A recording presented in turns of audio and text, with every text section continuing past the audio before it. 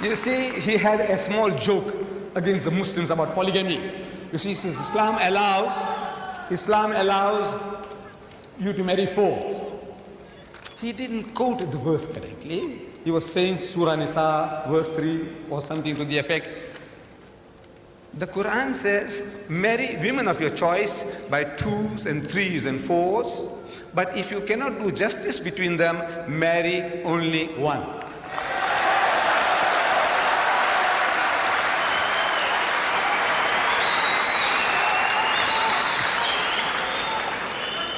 The only religious book, I'm saying the only religious book on the face of the earth, which has this expression, marry only one, is the Quran. There is no other book on earth.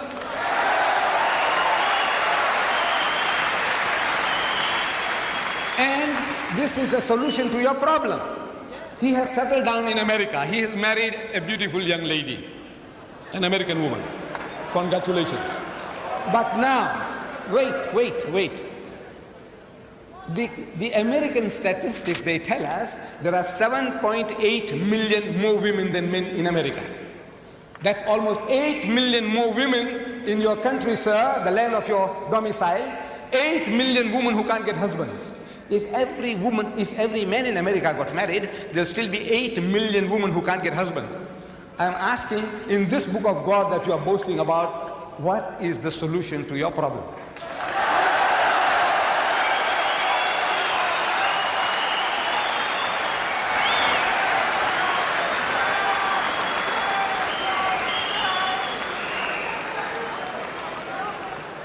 Jimmy Swaggart.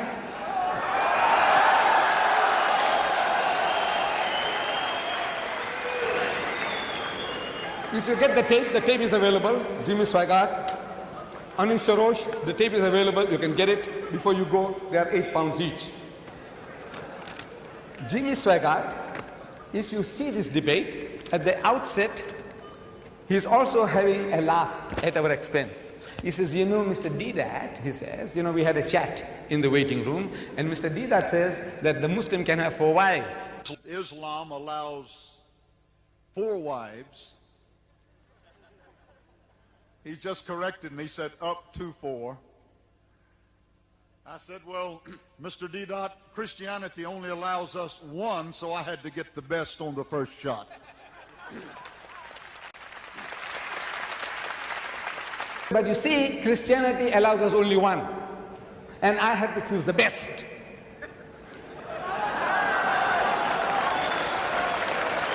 Get the tape. He said, I had to choose the best. And you know, the best was not good enough.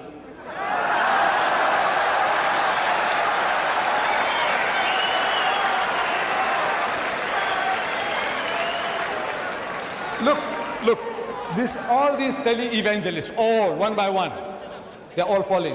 Reverend Marvin Gorman, an evangelist, you know, tele-evangelist, he appears on television, tantalizing millions. He was caught with a prostitute.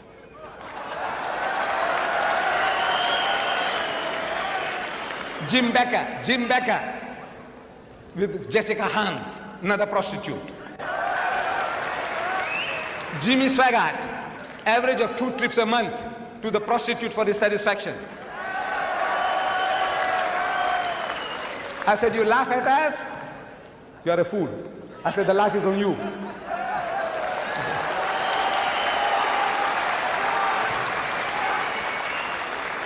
You Americans, you have a problem. You Britisher, you have a problem. You French, you have a problem. You Germans, you have a problem. And to these, there are no solutions in your book. No solution. Islam gives an answer to your problem.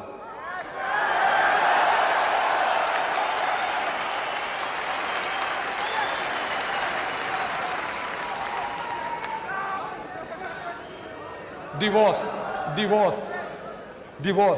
Brother Shorosh was talking about divorce. You know how the Muslims.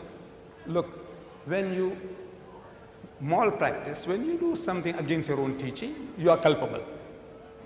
No doubt the general Muslim community seems to have got that idea that when you want to divorce your wife, you just have to say talaq. But he's supposed to have known the Quran. There is a chapter in the Quran, the whole chapter is called Surah Talaq, meaning chapter divorce. You must have read it. Surah Talaq. Talaq means divorce.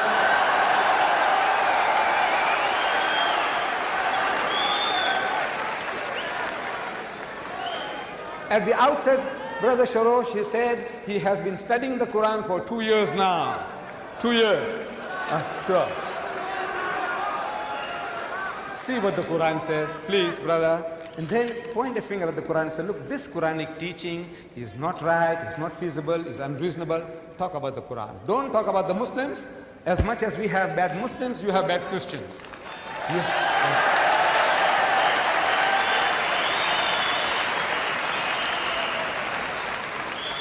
He also quoted a Quranic verse, La ikraha fid din, which means there is no compulsion in religion.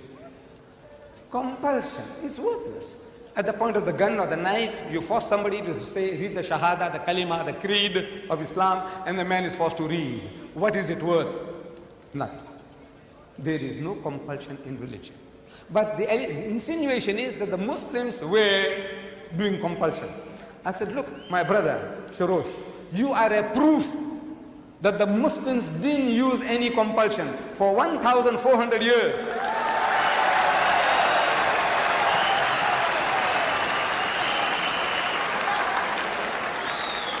For 1,400 years, you and your other Christians, whom you now say number 14 million, they lived in our midst. In Egypt, the Muslims have been the overlord of that country for 1,400 years. For a few years, the French came, for a few years, the British came, but overall for 1,400 years, the Muslim has been ruling that land. And yet, today, you can boast there are 10 million Coptic Christians in Egypt. If there was compulsion of any kind, there would not have been a single Christian left in the country.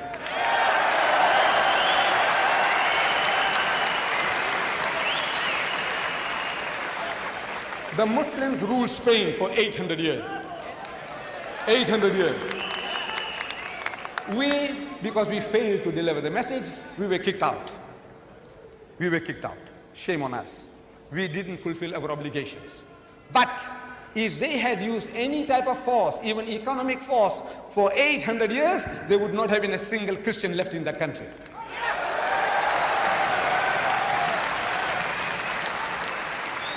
We Muslims, we ruled India for 1,000 years.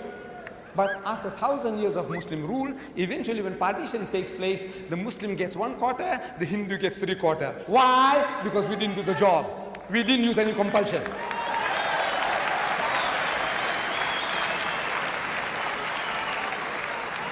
And which Muslim army went to Indonesia? Which Muslim army went to Nigeria? Which Muslim army conquered the east coast of Africa?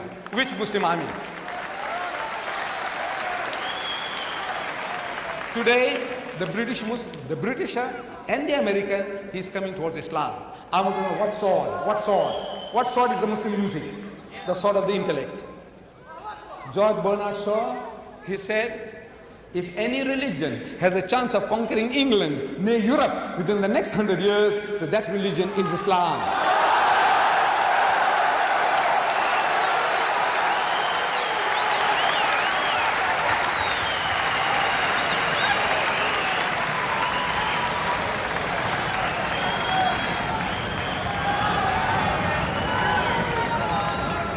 Look, Bernard Shaw had the foresight, he could see. But we Muslims, we have failed Islam. Wallah, we have failed. We have failed. We haven't made a start yet. We believe. We say we believe, but we have not made a start yet. This is our problem. The destiny is ours. Wallah, it is ours. Allah says, لِيُزْهِرَهُ عَلَى الدِّينِ كُلِّهِ. He has given you a deen, a way of life that is to master, overcome and supersede them all, bulldoze them all, whether it be Hinduism, Buddhism, Christianism, Communism, Judaism, every ism.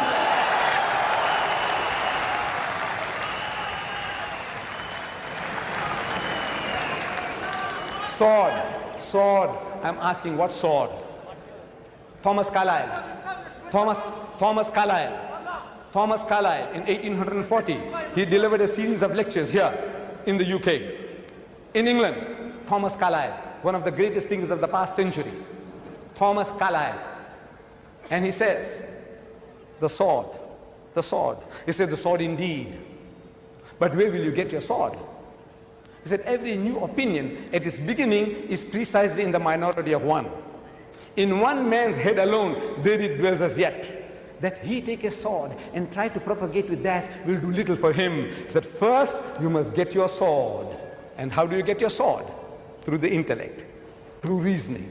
Udu ila sabili rabbika bil hikmati. Allah says, invite all to the ways of thy Lord with wisdom, the sword of the intellect of wisdom. Wal maw'izatil hasanati, and with beautiful preaching. Wajadilhum billati ahsan, and reason with them in the ways that are best and most gracious. This is the sword.